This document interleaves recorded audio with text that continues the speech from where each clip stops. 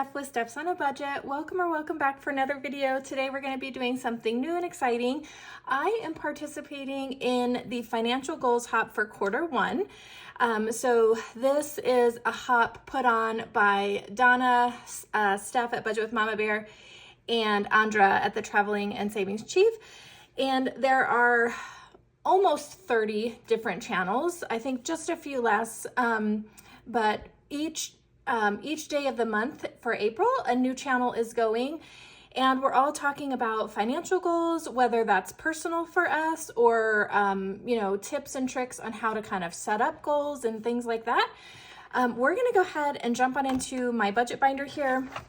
I have you guys, if you're a subscriber of mine, you guys know that typically at the end of the year, I will set goals for the new year. So we have already looked at my 2025 goals together, but oftentimes we make pretty lofty goals for the year. And what I like about this quarterly breakdown is it allows us to take those bigger goals that we have and chunk them down into smaller bites. You guys have heard that saying, how do you eat an elephant? One bite at a time. Well, this is the same concept, right?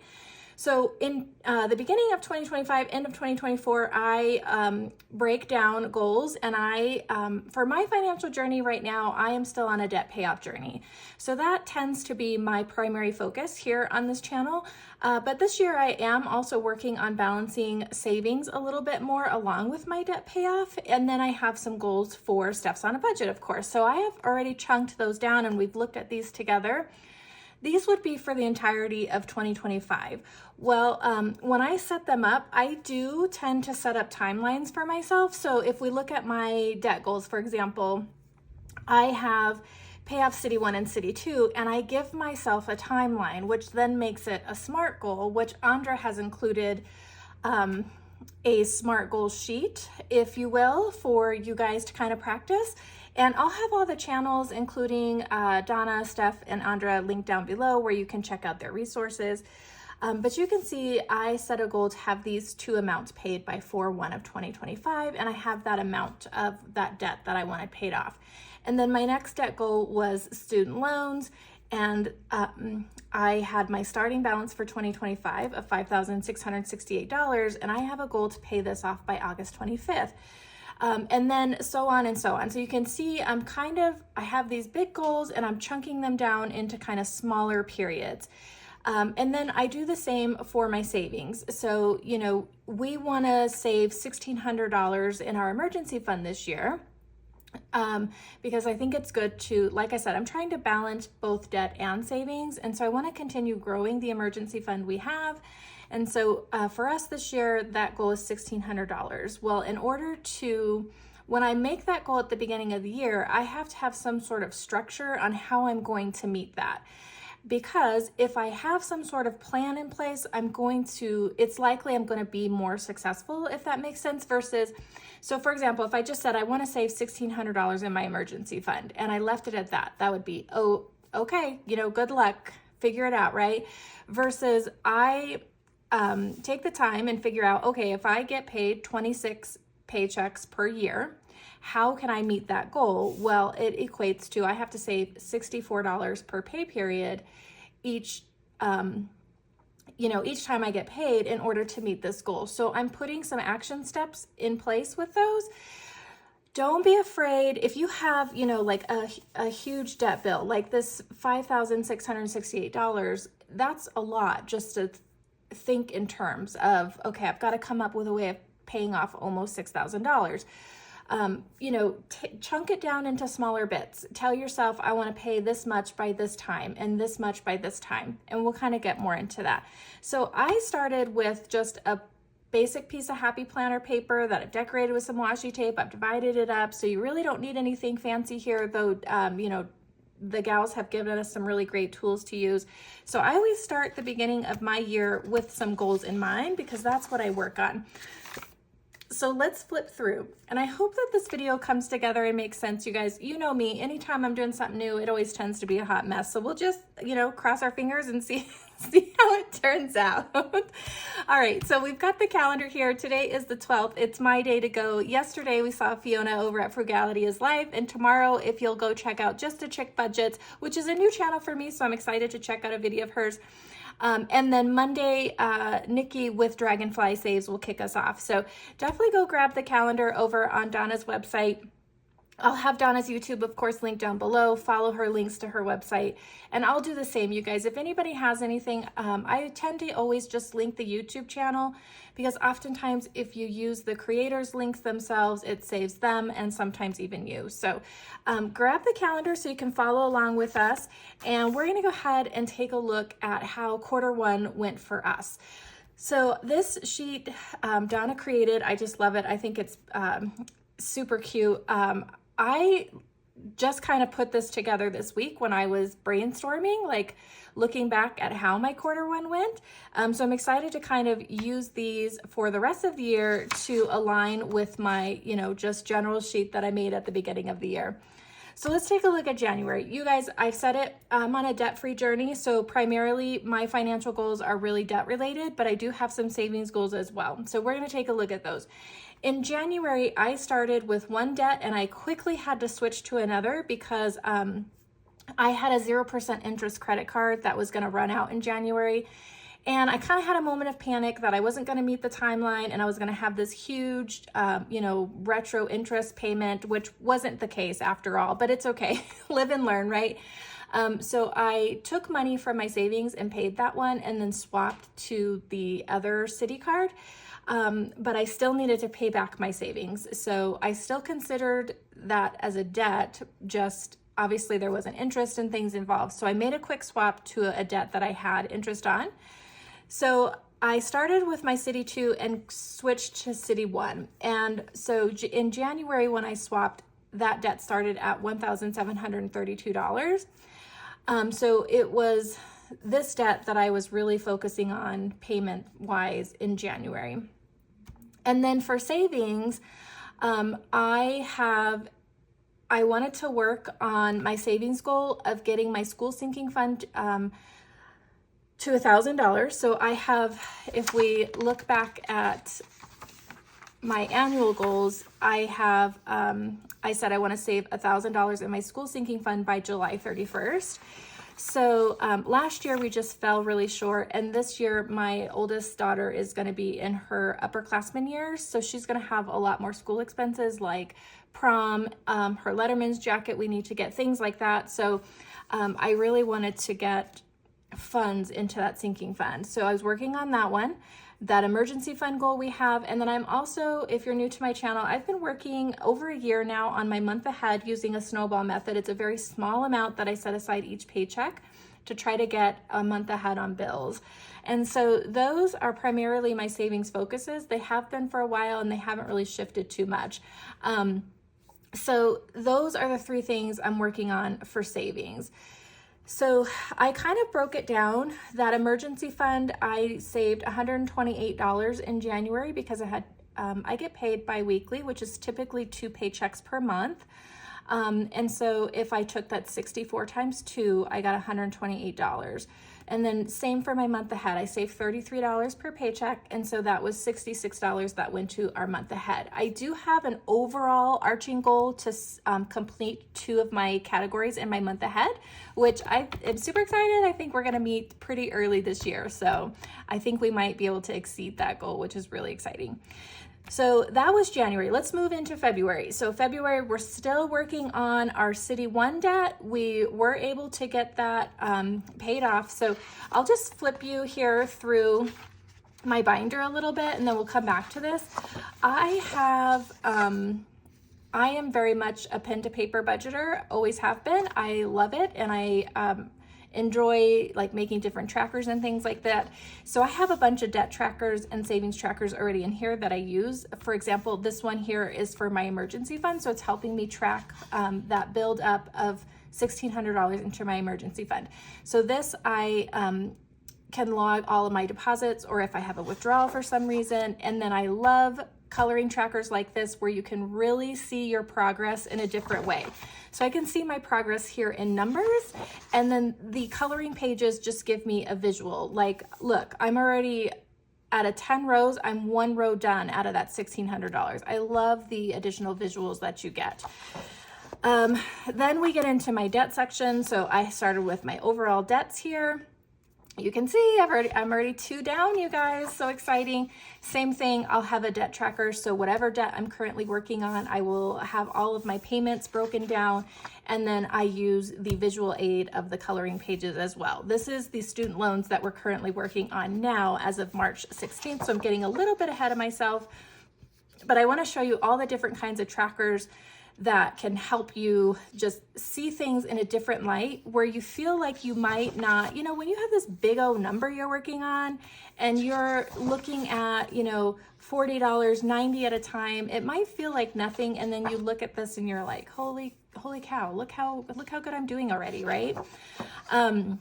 This is my overall month to month like debt numbers. And then I also have like an annual debt tracker where I can see month to month how much I've paid off. So, you know, I can see in January at the beginning of 2025, I started my debt at $87,000, you guys. In total, since I've started this journey, actually, I shouldn't say that. This was actually my 2024 starting debt. I was at 122. So I can see the difference year to year, but then I'm also going to be able to see the progress all together and then for the entire year. And then I can break it down by month. So that's what I mean by taking those huge numbers, chunking them down into smaller amounts that are a little bit more like tolerable, right? So I can see where, you know, how well I'm doing. And then of course I've got that visual tracker as always. So I'm very much a tracker person. So I was super excited when Donna, Steph, and Andra all provided one. So these are what Donna's little financial goal forms look like. And then Steph at Budget with Mama Bear has some that look like this. So I printed hers out just so you can see. And then Andra had a SMART goal form that I didn't get printed out, but definitely check her out. I have a love-hate relationship with SMART goals, you guys, mostly because my current job, I'm having to do a lot of work with SMART goals and teaching other people how to implement SMART goals into nursing care. Oh my God, it's a nightmare. So like I said, I have a love-hate relationship with that. But let's jump back into February. So all the trackers, you guys, and you know, do you need all this stuff? No, for me personally, it keeps me engaged and motivated. And like I said, I like those different visuals that allow me to see things in a different light and go, wow, I really did do some good things this month, right? Okay, so February, we paid off that City 1, and then we switched our focus back to City 2, and that was at $1,617.73. And I had already paid this with my savings, but now I needed to pay my savings back. So in my mind, this was still a debt. It was just a debt to myself.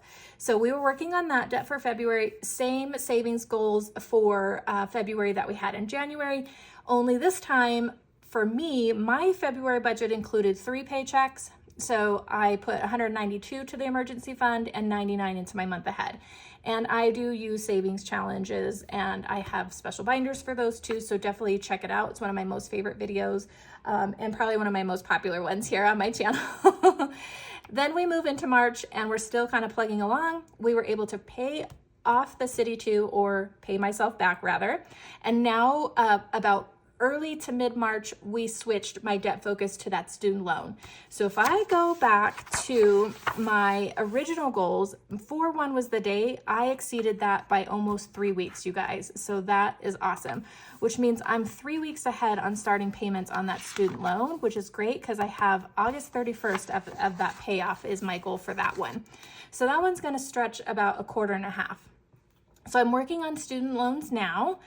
I'm happy to say that we've got a good jump. Now, in order to meet my student loan payoff goal, so here's what I mean by have an action plan. Don't just say, try to have some sort of action plan. So what does that mean? I need to have a plan to how I'm gonna get to this number by August. So for me, what that's currently looking like is let me take you to my student loan debt tracker. Okay, so March, we started this March 16th and I was at $5,417 and 51 cents. So if I'm gonna hit that by August 31st, so that's April, May, June, July, August, that's 5 months. So I'm gonna take that number, I'm gonna divide it by 5, which tells me I need to roughly hit $1,084 each month to meet that goal. Now, am I gonna do that? No, I might be a little less some months, a little more other months, depending on things I'm working with. Like, for example, I have a debt binder that I work on, and you know, I might finish that, let's say in May.